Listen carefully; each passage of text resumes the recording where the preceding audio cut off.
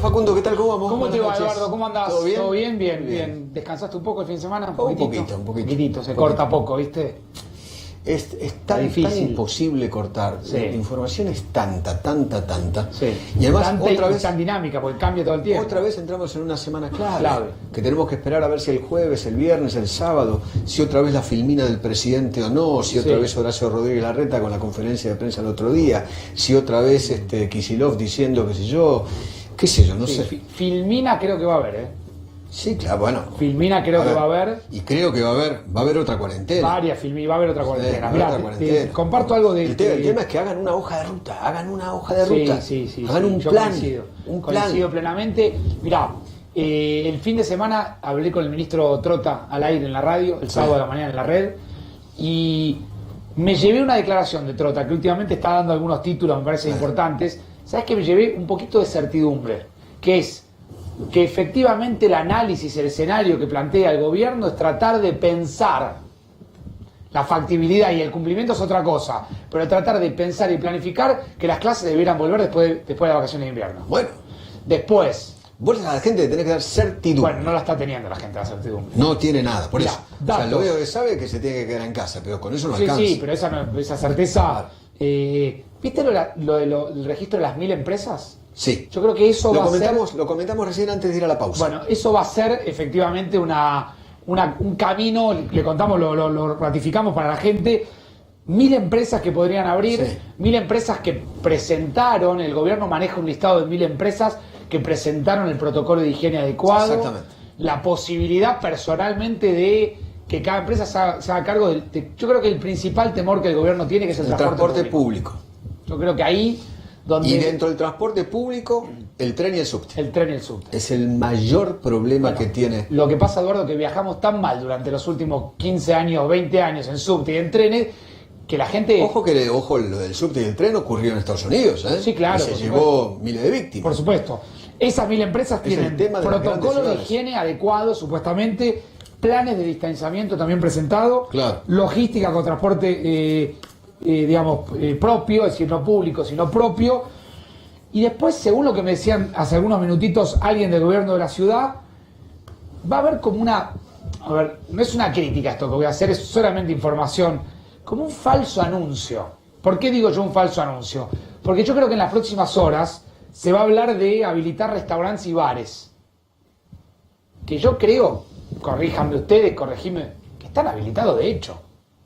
No, Hablan pero, de habilitarlos para el takeaway, que es... Pero eso ya está. Y bueno, pero eso lo van a anunciar. Lo van a anunciar y lo van a hacer como un Pero anuncio. pero eso ya está, acá Ya está. enfrente. En todos lados. O lo vas a buscar vos o te lo viene a buscar Claro. el chico de Globo, de Rappi. Se supone que estaba habilitado el restaurante con transporte, es decir, con el delivery. Pero los restaurantes y los bares están funcionando por lo menos con la puerta abierta y algún empleado atrás, porque si no, yo te escuchaba hoy en un momento determinado, te digo, estábamos preparando el programa, giré la cabeza, tengo la tele atrás y me quedé un rato viendo que yo creo que si vos seguías, ibas a tener 1 hora y media de reclamos Sí, de claro. sectores y Obvio. sectores de Obvio. gente con la soga, porque la gente está con la soga al cuello. No lo dudes, no lo dudes. Si el sector que quieras, No aguanta más. agarrá, vos mencionaste la industria del calzado. Agarrá la industria del calzado, agarrá la industria del plástico, agarrá la industria quieras. del vidrio, agarrá lo que quieras y te vas a encontrar con casos. Por eso Los creo que- feriantes. Hoy hice una nota con un feriante, ¿no? Viste que existen, no sé, la Feria de las Naciones, Sí, sí. la Rural. las ferias oficiales del gobierno de la ciudad. Exactamente. Que hay miles de stand de ropa. Muertos están. Claro. Muertos. No saben qué hacer de su vida. Y así cada una de las actividades que vos te imagines. Sí, muertos y sin la certidumbre, que es lo que marcábamos Claro, recién. que digan, decir, bueno, arrancamos en tal momento. ¿Cuándo? Vamos a hacer tal cosa. ¿Cuándo? Bueno, Vamos de a yo poco creo así. que próximas horas el gobierno de la ciudad le va a pedir al gobierno nacional habilitar en restaurantes y bares el takeaway, que es voy a retirar, que para mí, por eso digo, para mí es un falso está. anuncio, ya está de Ya hecho. está.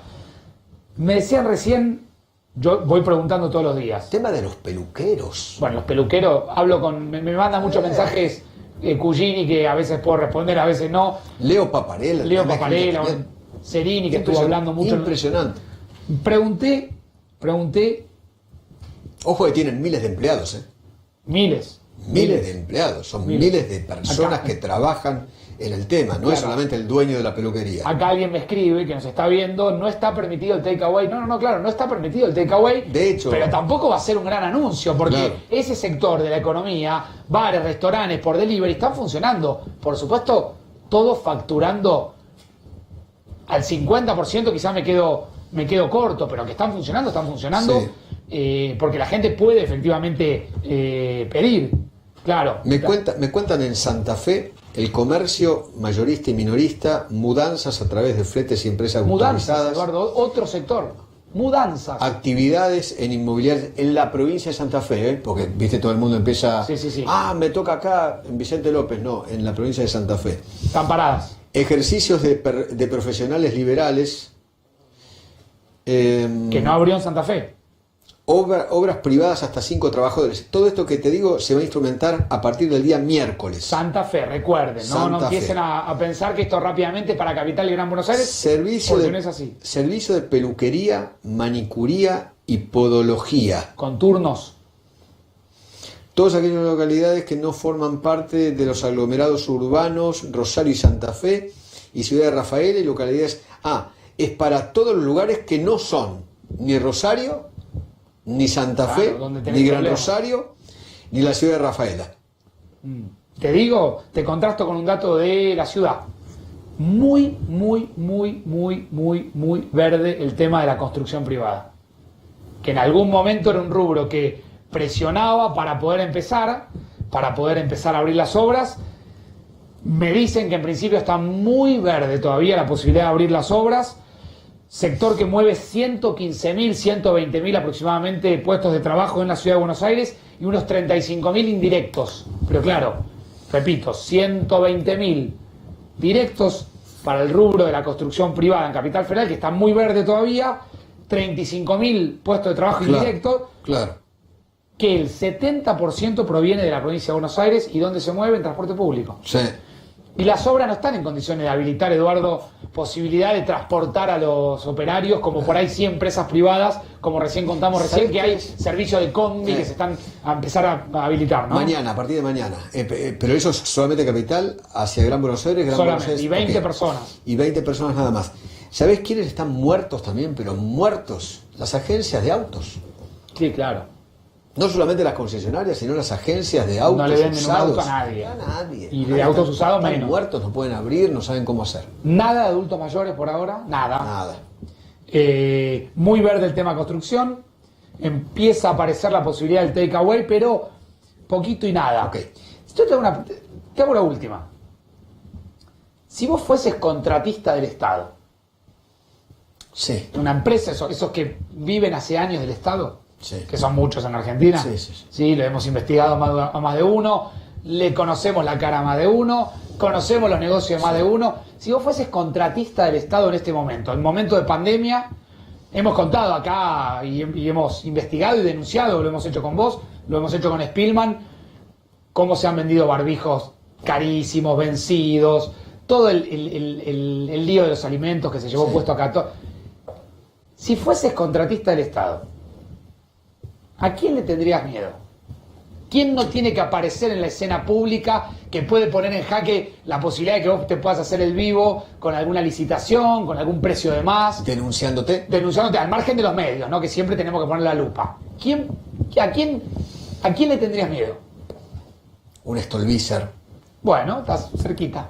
un Carrió. Carrió, ahí está.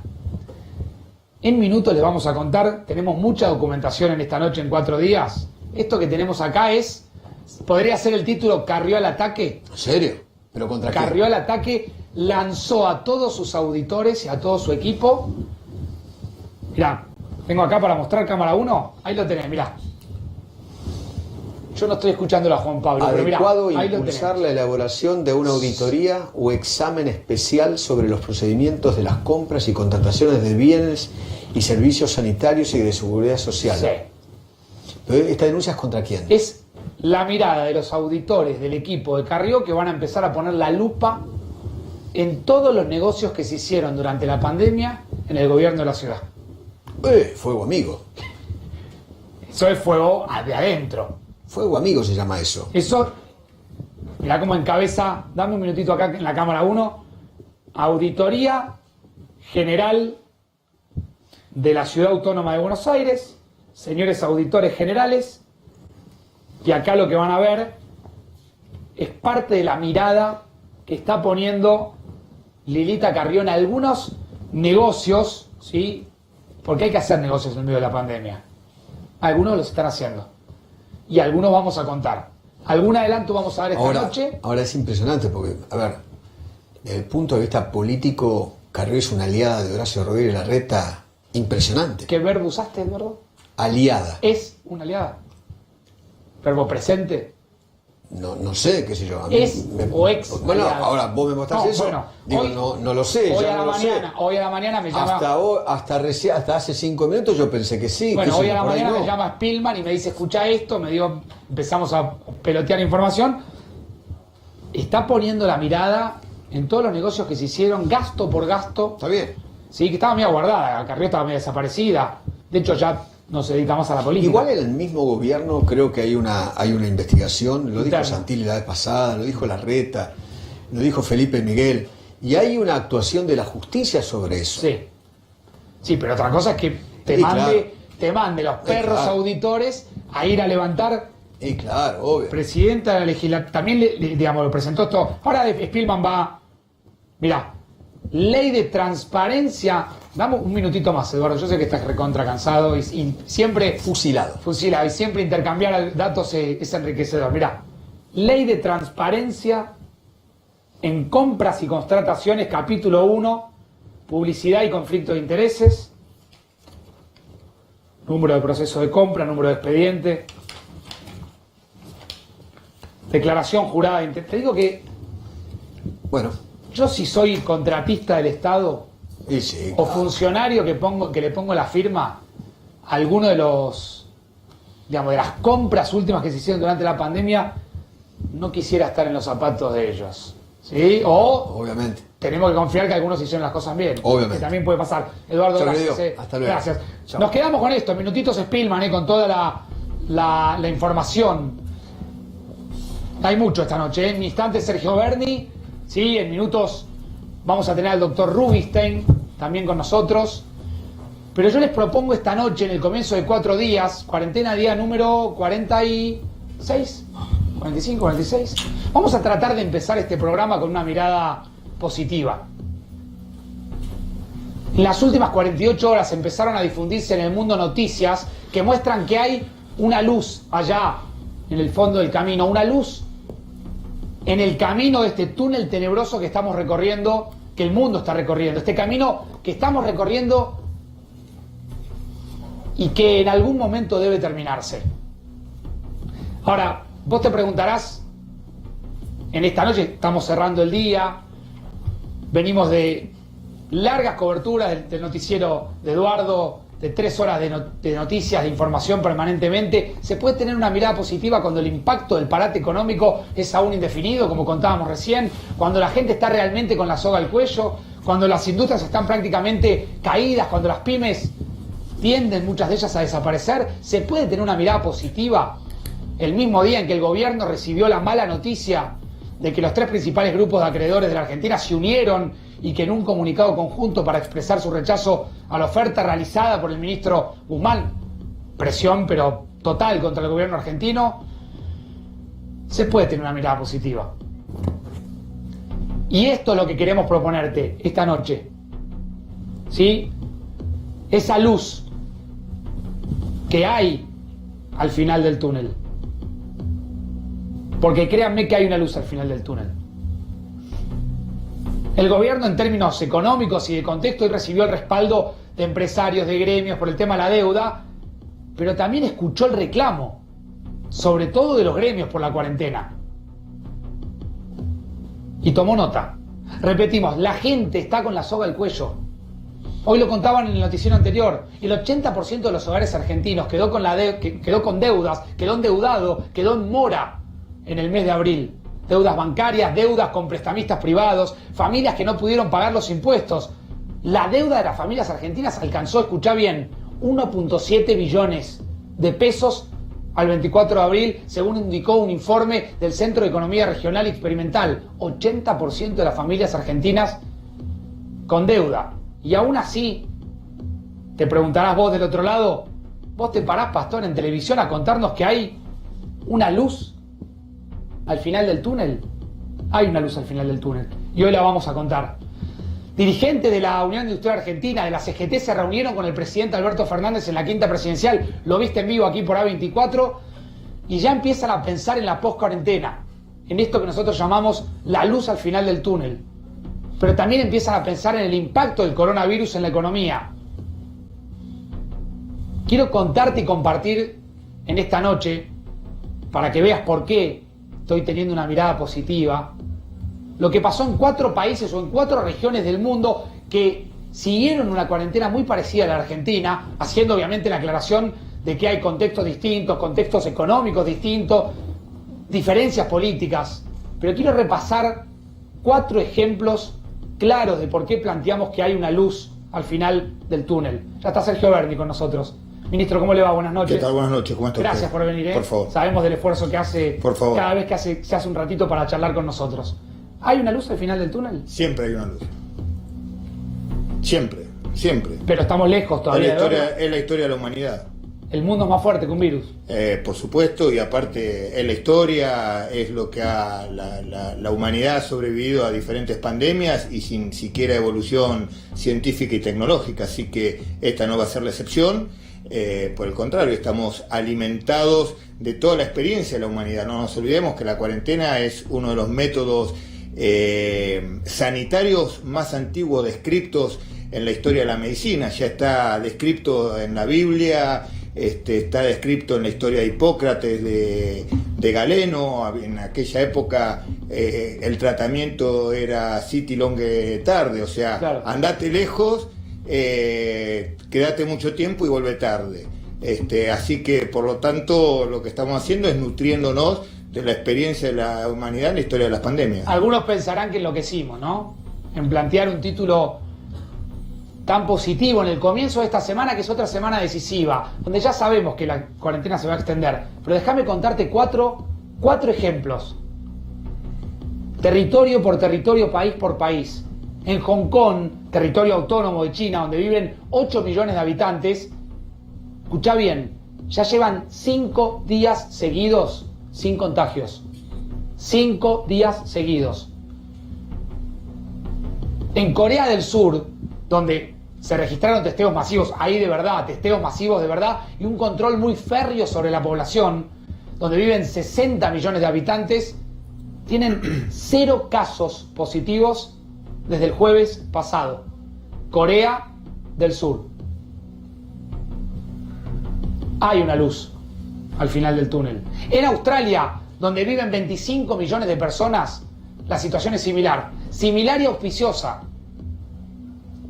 En Australia, el pico de la pandemia llegó el 28 de abril. Se registró ese tan temido pico de la pandemia con 457 casos. Y 3 días después, solamente se registraban 7 casos de contagio. Pasaron, repito, del pico a prácticamente controlar la pandemia. En Nueva Zelanda, donde residen menos de 5 millones de personas, desde el viernes 1 de mayo solamente tuvieron 2 casos. Solamente tuvieron 2 casos. Por eso, aunque parezca un tanto disparatado en términos políticos o en términos económicos, inclusive en términos periodísticos, yo hoy vengo a plantearte que hay una luz al final del camino. Y que esa luz seguramente va a ser la que de alguna manera reactive a la Argentina. Lo decía recién el ministro Berni, ahora me voy a detener a hablar con él. El mundo es más fuerte. Dijo en las últimas horas Pedro Can, la cuarentena es víctima de su propio éxito. Claro, vuelvo sobre lo que planteaba en el comienzo. Por ahí vos estás del otro lado creyendo o diciendo este tipo se volvió loco.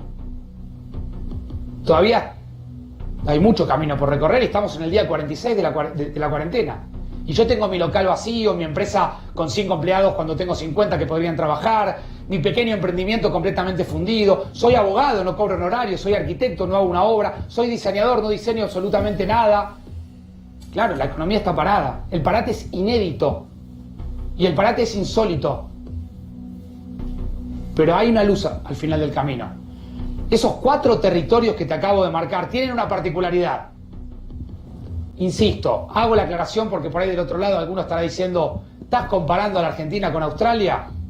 Bueno, podemos compararla. Por lo menos en esto que se ha llamado la cuarentena, que vivió el mundo entero, se siguieron medidas bastante parecidas y hubo una luz al final del camino. Muy costosa. Tampoco estoy en condiciones, ni nadie está en condiciones de afirmar cuánto falta recorrer. Tenemos por ahí la filmina que usó el propio presidente Alberto Fernández para hablar de las fases, porque lo que sabemos que viene ahora es una fase. Ahora, hablar, sí, esta noche de una luz al final del camino, quizás te parezca exagerado en términos positivos, pero es la realidad. Hoy estamos parados acá, en esto que estamos atravesando, que se llama, o que el gobierno llamó, en la definición de sus fases, la segmentación geográfica. ¿Quién está autorizado a moverse? Hay excepciones provinciales, hay restricciones nacionales, se mueve supuestamente la movilidad desde el 50% del país. ¿Sí? Hay un tiempo de duplicación de casos que los médicos, el doctor Berni es médico, lo pueden explicar mucho mejor que yo, y en un ratito el doctor Rubinstein también lo va a explicar. Esto están mirando todo el tiempo de duplicar, la tasa de duplicación del coronavirus. En esta etapa es de 15, debe ser de 15 a 25 para poder superar esta etapa y pasar a esto que se llama la etapa de reapertura progresiva, de un país que empieza a moverse y que empieza a sentir esa luz al final del túnel, que existe. Claro que existe. Fíjate acá qué palabras se utilizan. Hablan de una nueva normalidad. Claro, no es la normalidad normal para hacer un juego de palabras. Será una nueva normalidad, donde seguramente pasarán cosas de las cuales obviamente no estamos acostumbrados y donde efectivamente tendremos que vivir de una manera distinta, pero hay una luz al final del camino. Y esa luz al final del túnel, de este túnel que estamos recorriendo, seguramente marcará una manera distinta de vivir, de vincularse, de relacionarse, como sucedió a lo largo del mundo. Recién el doctor Berni lo recordaba, con todas las pandemias. Basta con enumerar cosas que ha vivido el mundo para no irme a la fiebre española de 1918, a la gripe, mejor dicho, española de 1918. Pero uno puede pensar en lo que vivió la Argentina cuando tuvo la epidemia de la polio.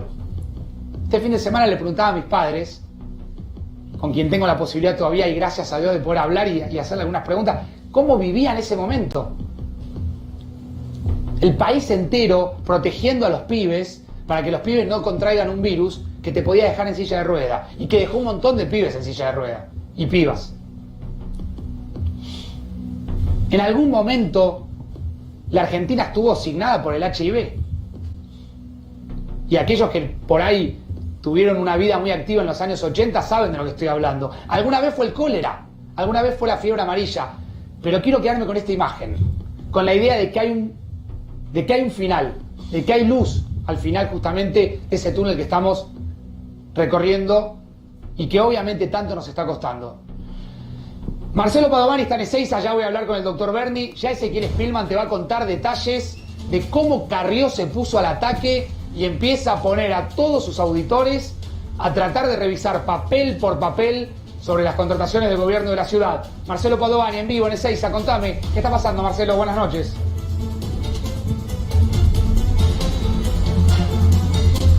A ver, Marce, ¿nos escuchás?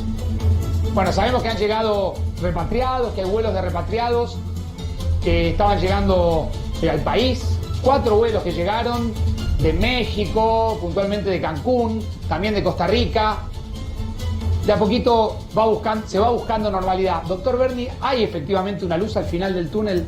Sí, claro, por supuesto. Y vuelvo a repetirme, usted recién hablaba de la poliomielitis.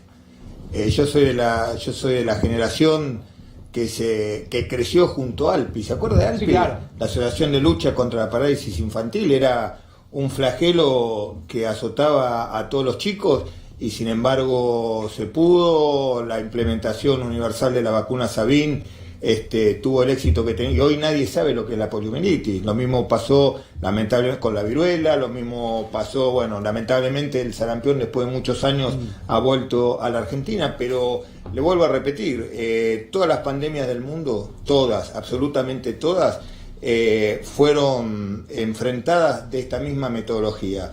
En aquella época no existía el avance tecnológico que tenemos ahora tenemos tratamientos mucho más efectivos, tenemos asistencia tecnológica, los respiradores, terapia intensiva, los anticuerpos monoclonales, hablamos de la hidroxicloroquina, tenemos muchas más herramientas que tuvo la humanidad hace muchos años atrás, que sin embargo atravesó una pandemia. Hoy en la Argentina la situación es una situación donde estamos involucrados todos los argentinos hace más de 40 días, haciendo un esfuerzo físico extremo, haciendo un esfuerzo psicológico y un esfuerzo económico, donde el Estado está acompañando, donde sabemos que esto no es una situación transitoria, no es para siempre.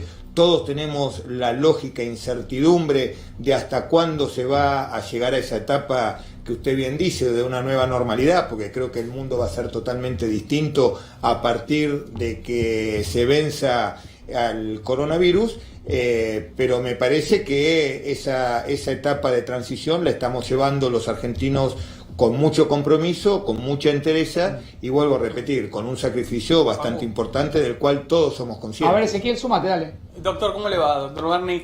¿Cree que hay una cuestión conceptual? ¿Cree que hay una revalorización del sistema de salud, público como privado, inclusive de los médicos, independientemente de algunas clínicas que hagan algún descuento, pero una revalorización de la ciudadanía sobre lo importante que es la salud y sobre todo tener buenos médicos, un buen sistema de salud, que eso no existía por ahí años atrás? Sí, yo creo igualmente que todo esto es temporario, ¿no? Conociendo cómo son las situaciones, me parece que es temporario. Cuando necesitamos los médicos, nos acordamos de los médicos; cuando necesitamos los bomberos, claro, nos acordamos de los bomberos; cuando nos acordamos... Usted dice ahí que hay como una suerte de hipocresía momentánea, no sé si hipocresía, pero no hay una valorización de muchas profesiones donde la vocación de servicio y la exposición a riesgos por ahí que en otras profesiones no hay, no son consideradas. Yo creo que cuando pase la pandemia, porque así es la historia, seguramente al médico va a tener el reconocimiento que tuvo siempre, que no es el adecuado; el policía va a tener el reconocimiento que no es el adecuado; el bombero va a tener el reconocimiento que no es el adecuado de acuerdo a su sacrificio, igual que las enfermeras y muchos hombres y mujeres que en esta pandemia han dejado cuestiones personales para ponerse a disposición y al voluntariado de lo que necesita la sociedad. Ahora, doctor Berni, la sensación que la gente tiene, si bien es de cumplimiento, y usted remarcaba recién el esfuerzo, es que por ahora voy a ponerme un poco negativo, así como arranqué el programa, digamos, con esperanza y con optimismo, de que por ahora el virus está ganando, de que por ahora el virus nos confina a todos a nuestras casas, de que por ahora el virus cierra fábricas, cierra locales, cierra emprendimientos. Por ahora eso es lo que la gente siente. Sí, es el agobio que la gente siente. La gente, ¿no? Hay dos cosas. La gente ve las imágenes, que no es más que una muestra de la realidad y una muestra anticipada de lo que podría haber sido la Argentina si no se hubieran tomado las medidas que se tomaron.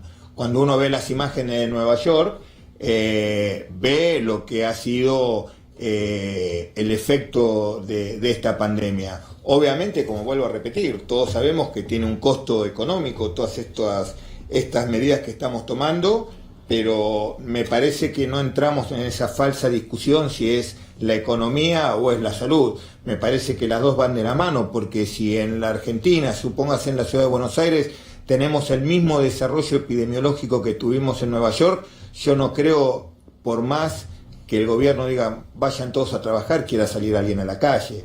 Entonces hay que ser racional, no hay que ser contrafáctico, no hay que hacer análisis que no se pueden medir, porque ni siquiera hoy la ciencia puede darnos un panorama exacto en qué situación epidemiológica y en cuanto a capacidad de inmunidad comunitaria tenemos.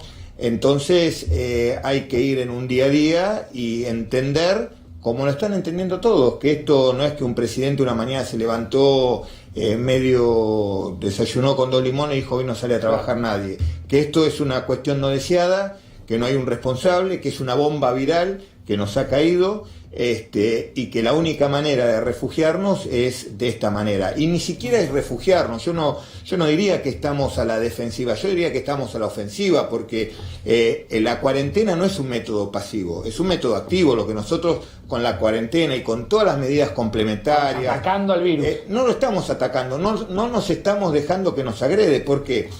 Porque el virus es un material inerte como este vaso de agua. Si yo ahora dejo este vaso de agua acá y vengo mañana, este vaso de agua sigue estando en el mismo lugar y hay un solo vaso de agua.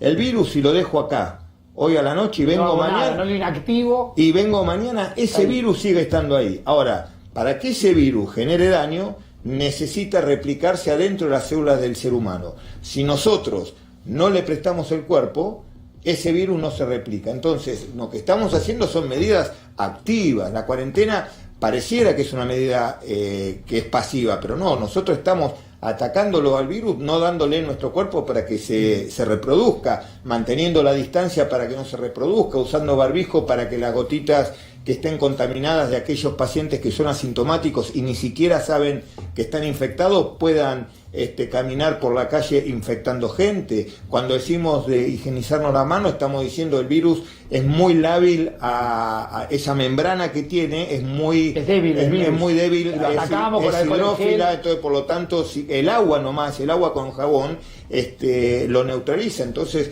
no estamos en una situación pasiva, por el contrario, estamos en una situación activa, y en esa situación activa lo estamos viendo en los números y en los resultados. Ahora, ni por casualidad nos parecemos a Nueva York. No, está claro, y después vamos a mostrar imágenes, 2 postales del coronavirus, lo que pasaba en el Central Park en el fin de semana, increíble. Yo no sé si los norteamericanos no se enteran de lo que les está pasando, y lo que pasaba en una región del Amazonas, en Brasil, con fosas comunes. Son 2 imágenes aéreas muy sorprendentes, muy impactantes, pero quiero insistir con esta idea. Yo marcaba recién las fases.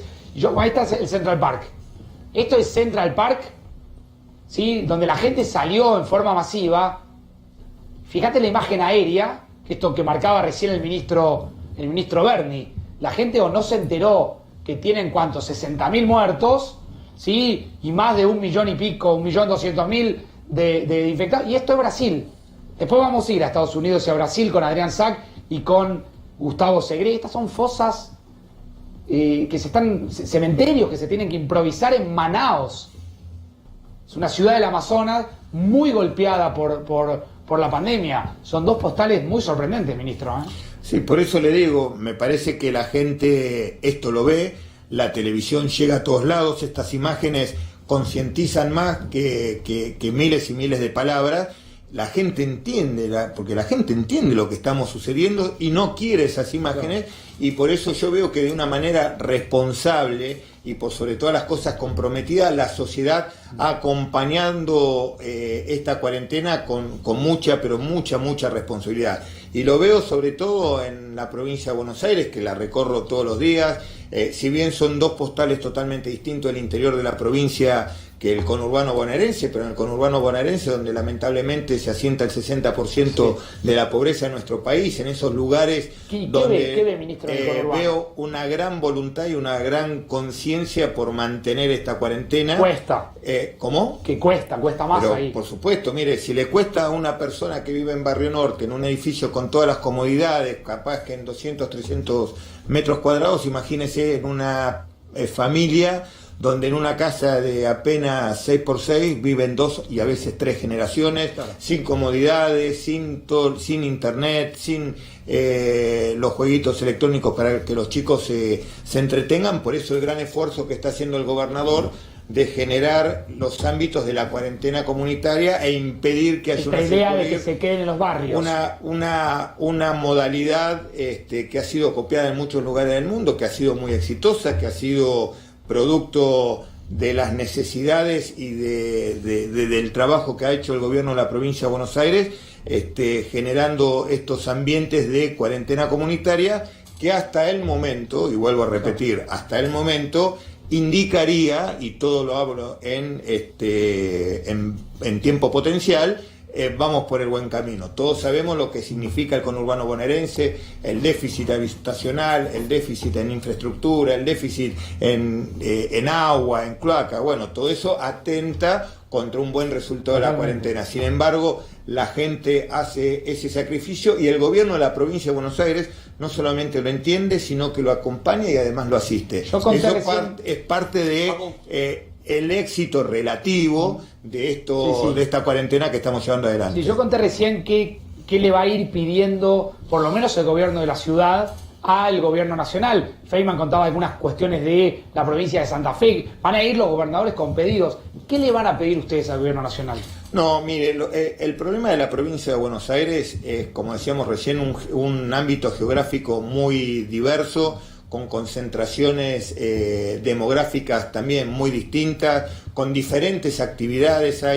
Hay ciudades donde la producción rural es casi el 100% de la actividad económica, y esas ciudades han estado prácticamente sin cuarentena durante todo este tiempo, y así todo pese al esfuerzo que ha hecho la ciudadanía, el intendente y el gobierno de la provincia de Buenos Aires, no ha existido circulación viral. Entonces tienen una realidad que no es la misma. ¿Usted me está queriendo decir que algunas ciudades van a abrir? Y algunas ciudades, por de pronto, están trabajando en muchos lugares porque... Supongamos, me pregunto Mar del Plata, por ejemplo. No, Mar del Plata, mire, las únicas ciudades que se parecen relativamente al conurbano son La Plata, Mar del Plata y Bahía Blanca. Esas ciudades no las ve abriendo. Esas ciudades tienen un conglomerado demográfico mucho más espeso, con una realidad socioeconómica totalmente distinto. No es lo mismo, digo, Saliqueló o Trenquelauquen, que tienen una actividad muy ligada a lo agropecuario, y la actividad agropecuaria nunca estuvo vedada, por lo tanto hasta hay un acostumbramiento a cómo trabajar en cuarentena. Bueno, yo creo que de a poco se va a ir yendo hacia un camino de normalidad, pero para que ese camino de normalidad se transite sin sobresaltos, hay que ser muy cuidadoso en mantener aquellos que están en cuarentena, los grupos vulnerables, mantenerlos protegidos, y por sobre todas las cosas manteniendo las medidas complementarias que han sido muy eficientes a la hora de evaluar los resultados. A ver, Ezequiel. Ministro, ¿cuántos integrantes de la bonaerense tienen coronavirus y cómo está el mapa, sobre todo con aquellos que no pueden estar trabajando por ser grupo de riesgo en la misma fuerza, ¿no?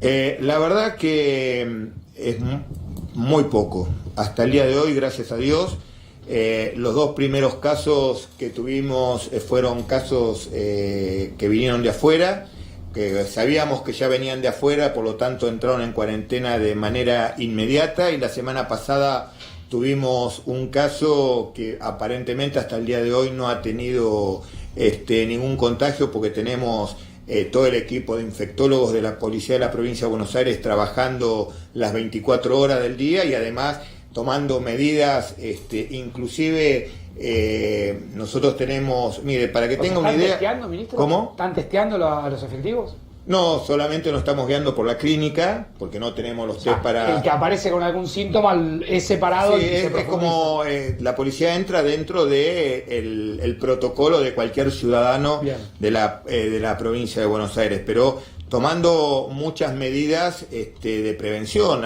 Nosotros hemos dosificado la cantidad de personal que puede estar en una comisaría, abrimos muchas más dependencias para que los policías, si se contagia uno, no se contagien 100, 200 o 300. Tenemos todos los controles epidemiológicos permanentes de nuestros infectólogos.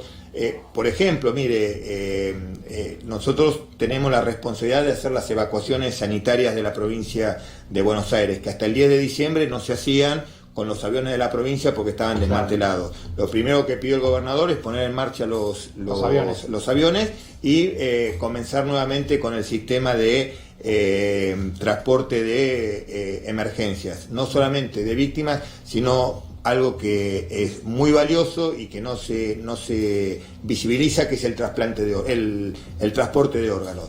para que eso no se vea suspendido porque un piloto se ha infectado, porque son muy pocos los pilotos, nosotros tenemos que hacer cuarentenas de piloto, mecánico, abastecedor de combustible, y nuestros pilotos están 40 días encerrados en un aeropuerto. Un traslado y se guardan. No, están 40 días encerrados en un traslado para poder, bueno, eso lo hacemos en muchas situaciones de la policía, muchos policías que están acantonados por ahí más de 20 días para controlar su estado clínico, haciendo un esfuerzo muy grande, porque muchos policías que por ahí trabajan en el conurbano después tienen que volver a alguna ciudad en el interior, y lógico, en las ciudades del interior donde no hay circulación viral, si el policía llega de vacaciones, lo primero que hacen es ponerlo en cuarentena. Por lo tanto, tenemos que tomar todas esas medidas para que ese policía se quede en Buenos Aires. Bueno, una logística muy complicada, pero hasta el momento muy efectiva. Me deja, ministro, saludar al doctor Adolfo Rubinstein, que está con nosotros también esta noche acompañándonos. Doctor Rubinstein, ¿cómo le va? Buenas noches. Hola Facundo, ¿cómo estás? Bien, gracias por hacer un huequito ahí en estos días largos de agenda muy concurrida. Doctor, ¿se va a llegar al pico de la pandemia o no va a haber nunca un pico de la pandemia y vamos a atravesar todos los días con 100, 200, 150? ¿Va a haber un pico en algún momento? Va a haber probablemente un aumento de casos cuando salgamos de la cuarentena. Definitivamente esto va a ocurrir. Es cierto que lo que ha pasado es que hemos aplastado la curva epidemiológica y en realidad cuando estamos viendo el número de casos, en realidad hay una pendiente muy aplanada y una tasa de duplicación que de casos y de fallecidos que es muy baja. Digamos, tenemos en realidad cada 20 días, cada 18 días.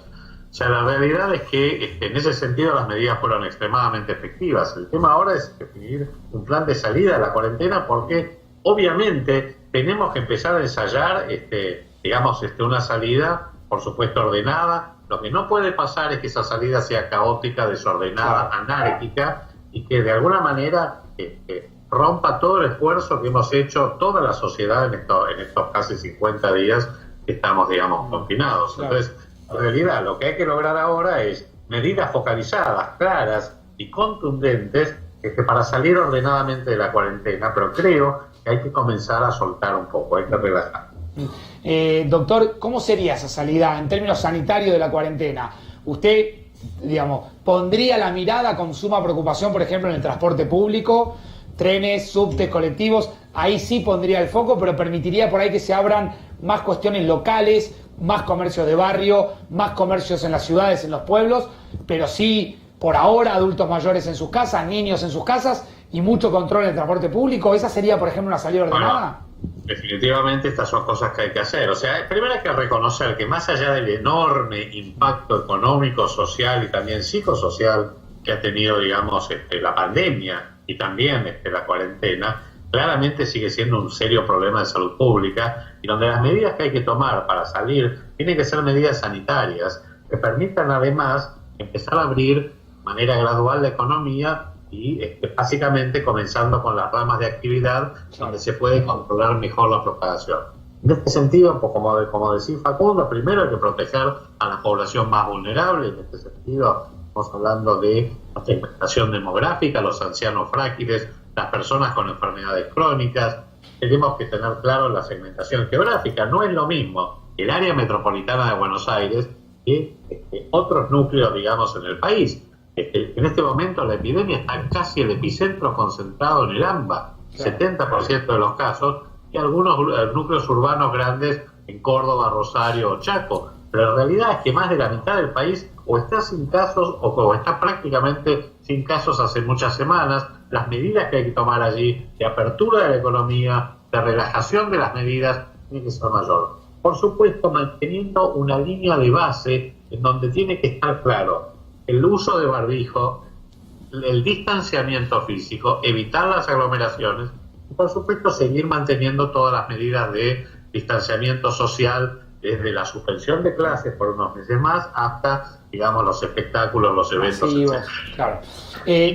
Y testear, Facundo, muchísimo más, porque, cuando salgamos de la cuarentena, y lo vamos a tener que hacer, hagámoslo ordenadamente, porque si no la gente esto se va a deshilachar y eso es lo peor que puede ocurrir, porque ya está habiendo un incumplimiento progresivo. En realidad, lo que hay que hacer es aumentar la capacidad de testeo muchísimo, y yo creo que ya estamos en condiciones de hacerlo. ¿Por qué? Porque tenemos que detectar inmediatamente a los infectados, aislarlos y también pesquisar adecuadamente y rápidamente a los contactos, y habitualmente son asintomáticos, porque ese va a ser el foco de propagación de la epidemia. Claro. La bomba de los asintomáticos. Doctor, yo recién marcaba en el comienzo del programa, en la editorial, lo que pasó con Hong Kong, lo que pasó con Australia, lo que pasó con Corea del Sur y lo que pasó con Nueva Zelanda. Como 4 territorios, obviamente con contextos políticos, económicos, sociales, geográficos completamente distintos a la Argentina. De hecho, hoy mientras estaba escribiendo,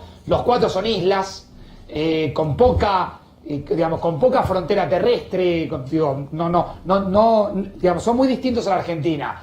Pero yo marqué esos 4 lugares para poder marcar que hay una luz al final del camino, porque en esos 4 lugares, Corea quizás fue el emblema de cómo se ha testeado, ya hace varios días que están con 0 casos positivos. Sí, ojo, esto no quiere decir que no haya un rebrote. No, está claro. Pero claramente hay estrategias que han sido exitosas. Algunos se han basado en el gran despliegue tecnológico. El caso de Corea del Sur es un caso paradigmático, Taiwán o Singapur. Cosas que en Argentina todavía estamos un poco lejos, aunque se puede hacer mucho más de lo que se hace. Esto es la conectividad, las redes, digamos, de telecomunicaciones, las redes celulares, los circuitos de cerrados de televisión, todo lo que es Big Data, las transacciones financieras. Está todo absolutamente interconectado y te permite, a través de eso, con geolocalización, saber dónde pasó el infectado, a quién se contactó, dónde, cuándo, en qué momento. Supongamos que todavía estamos un poco lejos de eso, y se pueden armar equipos de trazadores entre comillas, gente que se ocupe con una capacitación mínima epidemiológica, agentes sanitarios liderados por enfermeros o por médicos, que puedan empezar a hacer la pesquisa de los casos, de los contactos de los casos. Si eso lo hacemos rápido, nosotros estamos en condiciones, sumado esto, a las medidas de distanciamiento social y uso de barbijos, a realmente bajar este número reproductivo, el famoso R0, bajarlo a menos de 1, con lo cual estaríamos en condiciones, por lo menos potenciales, de poder controlar la epidemia. Bien, doctor, muchísimas gracias por hacernos un minutito en su agenda. No, gracias a ustedes. ¿Será esa, doctor Berni, la nueva normalidad? Mire, la verdad que lo que dice el doctor Rubinstein es lo que está haciendo la provincia de Buenos Aires. En cada uno de los distritos, cada paciente, que no nos olvidemos, y para explicarle a la gente cuando decimos tenemos que tener más testeo y más muestras, ¿qué quiere decir? Tenemos que ir a buscar los pacientes asintomáticos. ¿Por qué hay que ir a buscarlos? Porque justamente son asintomáticos, no tienen síntomas, ni siquiera ellos saben que están infectados, pero tienen la capacidad de infectar a los demás. No tienen síntomas, no tienen fiebre, no tienen tos, no tienen dolor de garganta, pero tienen virus, y ese virus lo contagian. Por eso es, cuando hablamos del testeo, eso es lo importante. El testeo quiere decir ir a buscar a aquellos pacientes que nunca se enteraron que son portadores del virus porque no están enfermos, pero tienen capacidad de contagio. Ahora, sacando esa capacidad de testeo, que yo creo que no la vamos a tener, porque la verdad que salvo países con muy poca capacidad demográfica han podido, ni siquiera Islandia ha podido testear al 60%, creo que los primeros 40 días que tuvo los primeros casos recién llevaba testeado menos del 11%. Islandia, estamos hablando, con una población mínima. 200.000 habitantes. Exactamente. Después, las condiciones geográficas, como usted dice, se olvidó de Japón, que también es una isla que parece más fácil de controlar ese territorio, ¿no? ¿Pero por qué? Porque es un virus que ha venido de afuera, claro, que tiene mucho que ver con el contacto físico, donde hay una concentración de los aeropuertos internacionales. ¿Cuál fue el problema de Nueva York? El subte. No hay ninguna duda que no paraban los vuelos. No hay ningún problema, no hay ninguna duda que el problema de Nueva York es que es el lugar donde llegan la gran mayoría de los transbordos aéreos, y además tiene una red subterránea de difusión viral donde el virus ha circulado de una manera extraordinaria. Aún así, ministro, y lo suma si quiere también sumarse con una pregunta. Cuando veíamos recién las imágenes de Nueva York, uno veía, yo no sé, yo tengo la sensación de que en Nueva York o no están leyendo los diarios, o no están... Digo, nos imaginaremos en algún momento... Pasa esto en el lago de Palermo, doctor Berni, y es un escándalo, se imagina. Bueno, yo creo que son diferentes sociedades. Sí, Miren, nosotros... Pereira Iraola, que yo creo, la verdad que son diferentes sociedades. La sociedad argentina no es una sociedad que ha pasado por guerras, que ha pasado por hambrunas, que ha pasado por terremotos, que ha pasado por maremotos.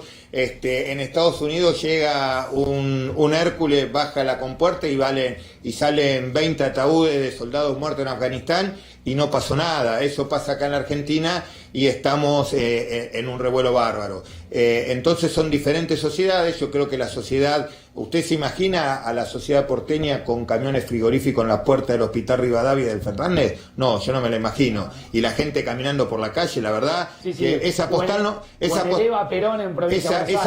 postal de la ciudad de Buenos Aires no me la imagino. Sí lo creo en Nueva York porque es otra sociedad, piensan de manera distinta, tienen otros parámetros, yo creo que la sociedad argentina ha tomado las definiciones de acuerdo a su manera de vivir. ¿No cree que la historia juzgará a estos líderes? Boris Johnson, Bolsonaro, yo creo que la naturaleza ya lo juzgó a Boris Johnson, ¿no? Estuvo a punto de morirse, aquel que dijo esto es una gripecita y habrá algunas bajas. Es el primer defensor de la cuarentena. Por eso, entonces me parece que como dijimos al principio, es contrafáctico hacer análisis de algo que no sabemos que hubiera pasado si no hubiéramos seguido la cuarentena, que hubiera pasado si no hubiéramos hecho esto, hubiéramos hecho lo otro, hubiéramos abierto la economía. La verdad que eso es hacer futurología. Lo concreto es que hoy la Argentina está, como estábamos viendo en ese cuadro que usted presentó al principio, en un 40, en un 50% de actividad, y ese 40% de actividad, 50% es mejor que cero. Totalmente. Porque si el virus si ese virus se hubiera replicado como lo hemos visto en Nueva York, la actividad económica hoy en la Argentina sería cero, con cuarentena o sin cuarentena. Seguro. Quiero cerrar el programa, tomarme unos minutos con Ezequiel para hablar del tema Carrió. Carrió al ataque, Carrió con la lupa mirando obviamente las compras, los negocios que se hicieron en la ciudad de Buenos Aires durante la pandemia. Ya me voy a ir al escritorio con Ezequiel un minutito. ¿Por qué eligió ser médico? La medicina me eligió a mí. ¿La medicina lo eligió usted? La medicina me eligió a mí. Y cirujano, Facundo, además, ¿eh? Cirujano. Cirujano, ¿eh? No cualquier, ¿no? Sí. La verdad que es una profesión, al igual que soldado. Yo he tenido la suerte de poder satisfacer mis dos vocaciones, la de soldado y la de médico, es de servidor público. Lo dice y hasta se emociona. Bueno, yo creo que no todos tenemos la suerte de poder haber hecho en la vida lo que nos sentimos a ser llamados. Doctor Berni, la última. ¿Habla más con Kicillof o con Cristina Fernández de Kirchner? No, con Kicillof, es mi gobernador y estamos permanentemente trabajando todos los días, así que es un trabajo de ida y vuelta permanente. ¿Pero habla con Cristina? Sí, ¿cómo no vamos a hablar? ¿Me cuenta de qué habla o no? Y de política, ¿qué vamos a hablar? Gracias, doctor. Gracias, porque sabemos que muchas veces se les hace difícil y siempre es muy generoso con nosotros. Por favor. Gracias, ministro. Ezequiel, nos tomamos los minutos finales. Quiero hablar de Carrió al ataque. Quiero que le cuentes a la gente qué está pasando con los auditores de Carrió que están empezando a generar este tipo de informes y a poner la lupa en cada una de las contrataciones del gobierno de la Ciudad Autónoma de Buenos Aires. Vos sabés, Facundo, que si bien Carrió está en Exaltación de la Cruz, cumpliendo la cuarentena, ella es un adulto mayor, hay que decirlo, cuando se enteró del escándalo de Green Salud en la ciudad y la compra de barbijos, enfureció. Habló con Horacio Rodríguez Larreta, habló con varios de sus funcionarios e instruyó a uno de los auditores, uno de los hombres que controla las cuentas de la ciudad, llamado Juan José Calandri, que es un hombre de su riñón, Facundo, era su secretario privado, y al legislador Facundo del Gaizo, que es quien la representa, el jefe del bloque de la coalición cívica en la legislatura porteña, para que compongan la lupa e investiguen no solo la compra de barbijos, Facundo, sino todas las compras y contrataciones que se hagan en la pandemia en el gobierno de la ciudad de Buenos Aires. En términos informales, Carrió mandó a sus dos sabuesos principales a abrir la lupa y a generar estos informes. ¿Qué documentación tenés? Miremos los documentos. Pongámoslos al aire. Dale. Claro, son 3 documentos que vamos a ir mostrando y desgranando un poco de qué se tratan. El primero, esto es el pedido que hace este auditor llamado Calandri de apellido, que fue secretario de privado de Carrió.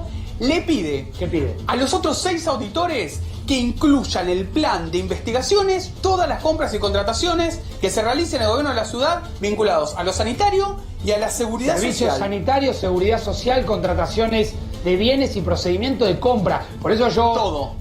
Medio en serio, medio en chiste, en el pase decía no quisiera en estos momentos ser un empresario contratista del Estado, ni un funcionario que le haya puesto una firma a algún contrato.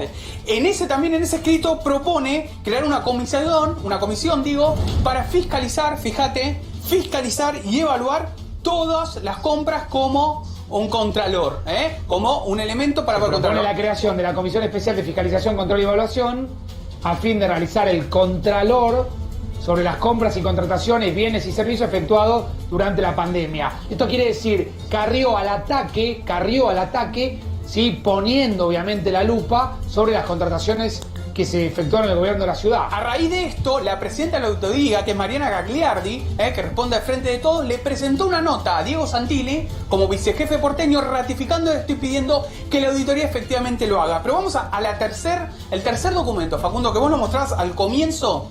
Esto es lo que tiene que ver con el plan de auditoría que presenta el hombre de Carrió, sí, para que justamente se fiscalice, se controlen las compras y contrataciones. Pero fíjate el proyecto que te habías mostrado al comienzo, que es de Facundo Delgado de la Coalición Cívica, sobre transparencia en contrataciones del gobierno de la ciudad. Eso ya para armar una ley a futuro. Esto es una ley a futuro, que la idea ahora que están teniendo en la legislatura porteña es incluirla en un proyecto de emergencia económica. Y fíjate los principales puntos de este proyecto que impulsa Elisa Carrió y que está siendo tratado en la legislatura porteña. Sí. En primer lugar, pide una cuestión vinculada a los conflictos de intereses. Claro. ¿Sí?